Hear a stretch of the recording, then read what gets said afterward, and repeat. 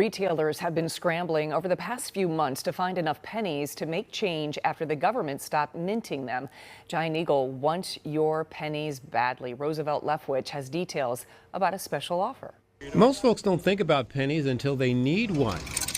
And with more than 200 stores in 5 different states, Giant Eagle needs thousands of pennies every day. In recent weeks, we've started receiving communication from our bank branch partners that pennies will either be, in some instances, just reduced in terms of how many pennies a store can get in a day, or in some instances, those pennies aren't coming at all. Giant Eagle spokesman Dan Donovan says depending on the number of people who use cash at any given location, some stores sometimes need to request coins multiple times a day.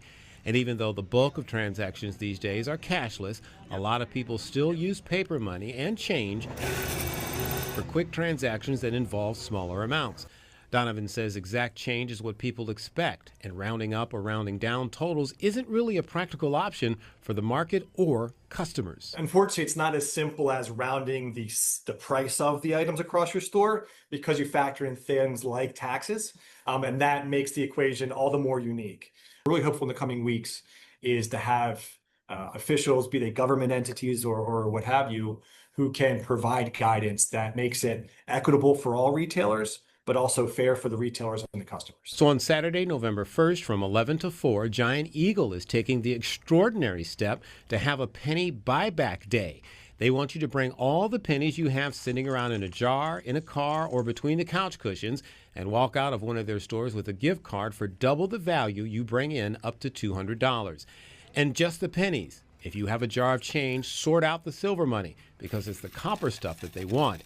You don't have to roll it up either. Loose pennies are more than welcome, even if you have a wheelbarrow full. We will weigh the pennies. We do know the equation of how much, what the dollar equivalent of a pound of pennies, for example, is. And then we'll make that equation. And of course, we'll be doubling it. And just in case you were wondering, there are roughly 181 pennies in a pound. Donovan says they want people to bring in a minimum of 50 pennies to get a gift card, and every Giant Eagle and Market District store will be participating because the smallest value of U.S. coin is now the hardest one to find.